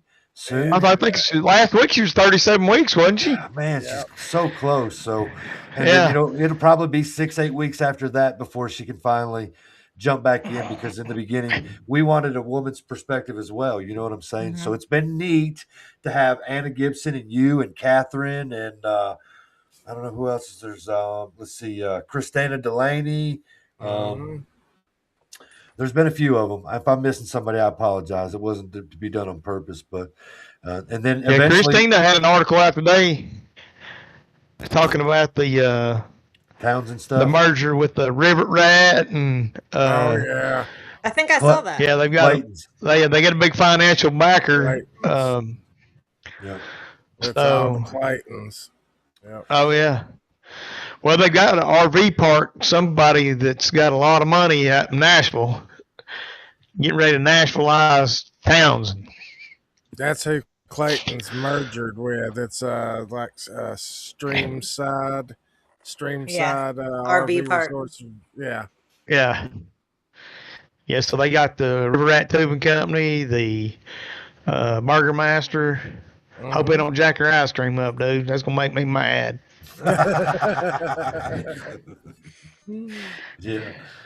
Yeah. So, but anyway, we try to get a whole bunch out there. What's Scrappy? He's still talking. A situation with meth. He's got a lot to say. Being on an issue now. No, here we go. Jason may have to get another hat that says "Got Meth." What's going on with that? I guess that's for Thursday night, and we'll figure that out with Scrappy. I don't know what meth is. I don't want a meth hat either. So, all right. Anybody else got anything to say before we get out of here? I'm good. I feel like I took up your whole thing. Wasn't there another thing you were going to talk about? No, I did general housekeeping in the beginning. We talked about the meet and greet. Mostly the show is about the flock, because that's basically what the community's talking about right now, So it's like a wave. The flocks came in and it'll wash away, and then by this time next week it'll be something different, and and it'll be the topic of conversation. They got the Thursdays, all these commission meetings, or IDB or ATF or whatever, you know what I mean, meetings on Thursdays. So if you're not taking time out of all of them, what I've done is I can't make it to all of them, so I have watched a crap ton of them, and I made reels with them, and it's generated a lot of attention. They're great to watch live too. Yeah, they are great to watch live. I've been trying to catch them live. So summer stuff slowing down. I'll be able to get my butt back up there and watch all them little angry faces up there. And I have a new one to look at me, my district, Roy Hoot. Yes, Roy, you're in my district, and I'm going to pay attention to you. That's next month. That's next month. So, I don't know if your ass feels a little warmer. I hope you think of me. Because well, actually, that's after these That's after these general elections. September When- 1st. When do they start? They get September sworn in 1st. September, right? Yeah. So I think September 1st. So let me look at my calendar here. 7 or 8 new ones, right? So It's going to be on a Tuesday, yeah. This is supposed to be the what do they call it? This is supposed to be the super team, the star team. This is supposed to be a group of people that vote no on everything. And so, if I see one yes vote on something, I'm going to be sure to find out why they voted yes on social media, through email or whatever. I'm going to be a giant nerve on their ass. Just ask Misty Dawn Davis. So, yeah, that's what our job is to do. Is to expose the things that they do. If you're not up there voting no, and she votes no a lot, you know what I mean? She just not a very nice person. So we're exposing it all. And that's what we're supposed to do. You're a commissioner, you're an elected official. I don't care if you're, I don't know, whatever, sheriff, it doesn't matter. You know what I mean? If the community's talking about it and we find things about it, they're operating in gray areas. You know what I'm saying? So it's not illegal. Is it illegal? It's not ethical. Is it ethical? Yeah, I mean, you probably shouldn't be doing that, but the people don't care. So, and so far, that's sort of been true. So, but anyway, anybody else got anything else to say? What are you doing, Alan? I was looking up some intel, but He's probably sexting. He's tapping us into flock. I'm actually looking at this Monty Fritz ad. Monty Fritz ad. Oh, Kim says Blunt Partnership and the CCP. So get out and vote for Monty Fritz. Yeah, Monty Fritz. What Kim was talking about was what I was fixing to say. What was that about Blunt Partnership and the saying that they weren't with the Chinese? Now, basically, they came out and said that photograph floating around was AI. There is no Chinese flag on the headquarters of the Cirrus headquarters in Nashville. But they never said nothing about the. Was it Nashville or Blount County? Well, there's one here in Blount County, yeah. Yeah. But yeah, they should just saying the Chinese flag doesn't fly over their buildings, which everybody kind of knew it was already an AI photo. Right. You know what I mean? Right. Yeah. But they never did mention anything about it actually being co-owned by 2 Chinese companies. They tried to get ahead of it. So I was talking to somebody about property, and they said that China doesn't own any property in the state of Tennessee. Yes, they do. Yes, they do. What do they own? I think they do. Down in Madisonville, they own a bunch down that way. Lenore, so I know, but they were talking about your home loans. They own a bunch of people's home loans. So when you finance your home, they sell to these companies. Like I financed through my bank, so my bank held my note for a year, and then they sold it. So then it goes to another company, they sell it, and they sell it, and they sell it, and it ends up in Chinese financials. Supposedly Freddie Mac and Fannie Mae, I believe, are the only 2 that's supposed to own home loans. Yeah, I mean, I don't know if I trust that either. They had to have government money to buy them out, bail them out, right? Probably. Fannie Mae and Freddie Mac. Obama money, probably. So on a Google search, it does show there was local concerns on some Loudoun County tracts, 500-acre property that was owned by Walton, Tennessee LLC, because they have been selling off small subdivided parcels to various foreign nationals. Yeah. So that could include the Chinese. And even the commercials with against Rose, that guy Rose running for governor or whoever, he has allowed it. One of the ones who allowed China. So it does say Tennessee passed legislation prohibiting citizens and entities from nations under specific federal trade restrictions, including China and North Korea, from holding agricultural and certain real estate properties, but that could be a reason for using a third party like Walton, Tennessee LLC. Right. The loophole. It looks like they sold some of those parcels for $10. That's interesting, ain't it? I wouldn't doubt that. I wish I'd have bought them. Yeah, if only you were from China. Only. Oh, I am. I see. All right. We're at the 2-hour minute plus now, so that's right. it. We're done. We made it. Heather, it's your fault we went this far. Usually we're done like 4 minutes earlier, so No, I'm sorry. We'll blame it on you this time. Somebody's got to get the blame for it. So I accept. that's fine. All right, everybody, appreciate y'all in the chat. We're just gonna get out of here. Everybody say goodbye. Walk off. See y'all Bye, guys. Bye.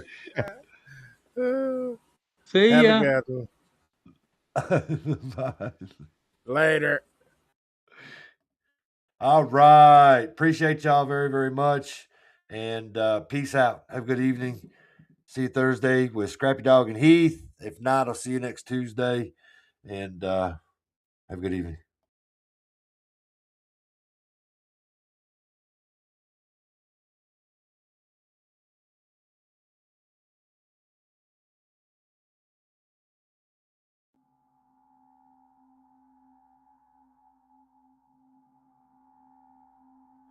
Resolute Exposure is a social media platform. Almost all content on Resolute Exposure is created by citizen journalists. I share content created by citizen journalists who I believe to be the best at finding facts buried deep into the abyss, or outlets who I believe to be best for verifiable information. We have to operate within their system, and we only have the information that they allow us to have. These citizen journalists who nerd out on fact-finding missions and then add their opinion to better inform me to make the best choice for me in this war of narratives is Resolute. This information war is a battle for your mind and ultimately compliance.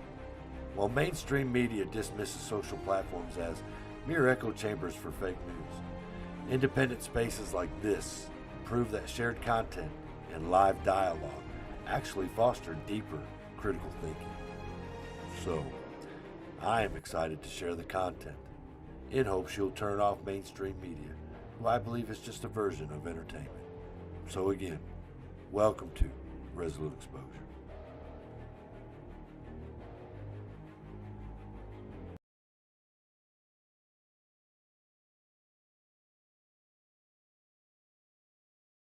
My heart, pumping all day long. Get me the morning when darkness comes. My heart, ooh.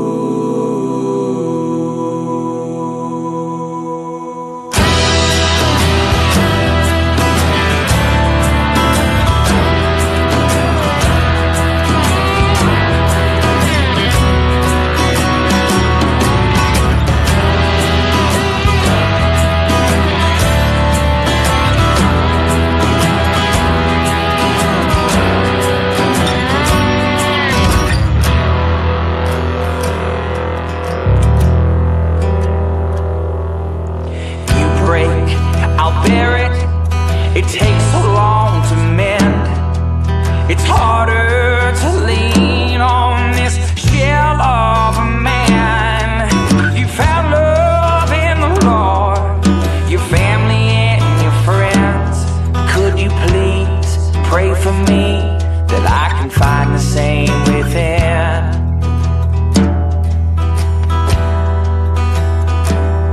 My heart pumping on